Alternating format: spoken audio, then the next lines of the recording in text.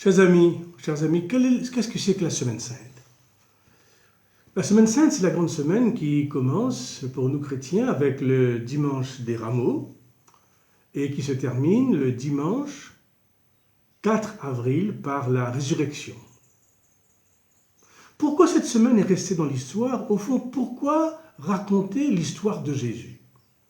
Parce qu'en fait, au temps de Jésus, il y avait des hommes éminents, des juifs éminents qui ont donné leur vie pour la patrie, qui se sont sacrifiés.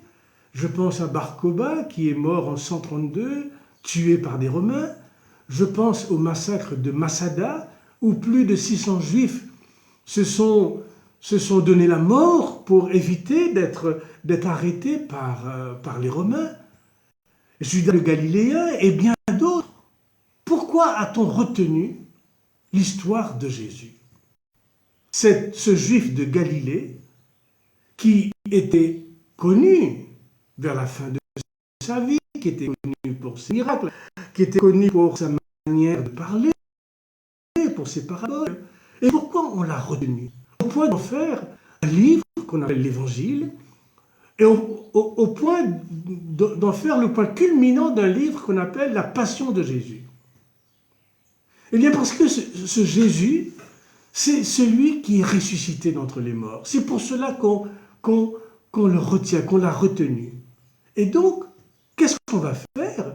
On va raconter pas à pas ces derniers moments du mont des Oliviers, qui est une colline juste au-dessus de Jérusalem, du mont des Oliviers au Calvaire, à Golgotha, où il va parcourir, on peut dire, 2 kilomètres. C'est ce récit, ces chemins de la croix que nous allons nous rappeler pendant cette semaine. Et donc ça commence au mont des Oliviers, où il va prendre un repas avec ses disciples, où il sera dans le jardin de Gethsémani, le jardin des Oliviers, au milieu des plants centenaires. C'est là qu'il va venir.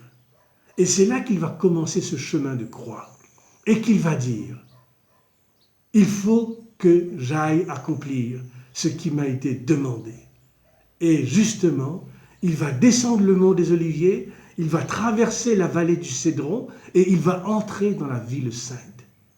Et dans la ville sainte, déjà arrêtée, et là, il va comparaître devant Pilate, le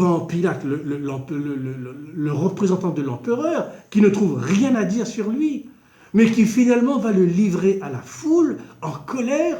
En colère, pourquoi? On ne sait même pas pourquoi il est en colère. Il n'y a même pas de jugement contre lui, des accusations contre lui. Les accusations sont gratuites, sont des calomnies, et c'est cet homme qu'on va tuer.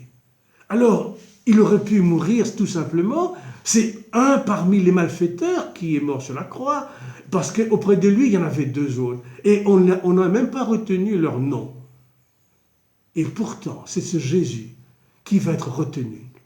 Passé du jeudi saint de Gethsémani, le vendredi, il est arrêté, et là, il va faire son chemin de croix jusqu'à Golgotha, où il sera mis en croix.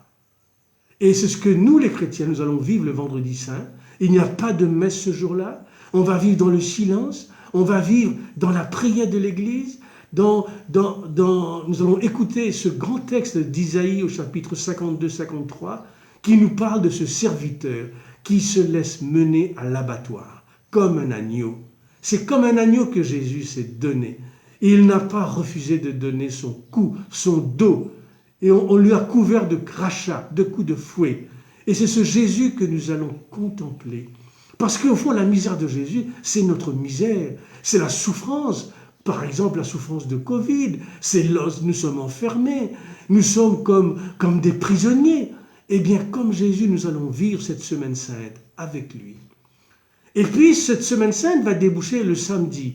Le samedi, c'est le silence du tombeau. Il n'y a absolument aucune célébration. C'est le silence, l'adoration. Nous contemplons ce Jésus au tombeau qui est mort.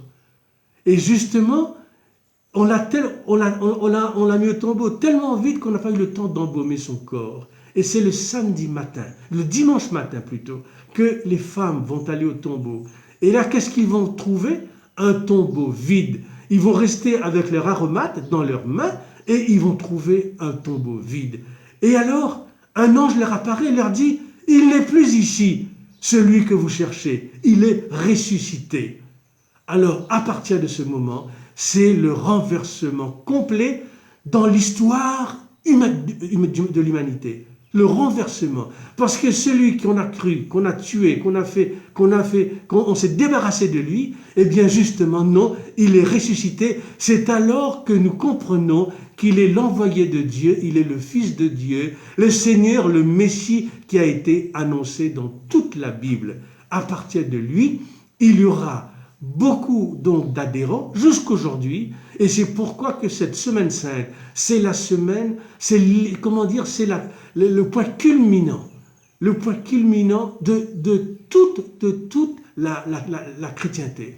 Oui, de l'humanité, parce que pour nous, Jésus, il est le Seigneur des morts et des vivants, non seulement des chrétiens, mais de toute l'humanité. C'est ce que nous sommes venus contempler en cette semaine sainte et que nous allons vivre pas à pas le chemin de Jésus jusqu'à Golgotha, et de Golgotha dans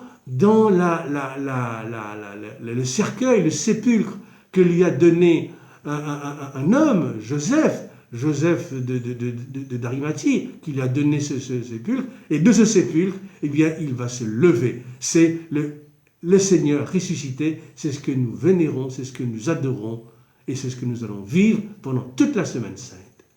Merci. Amen.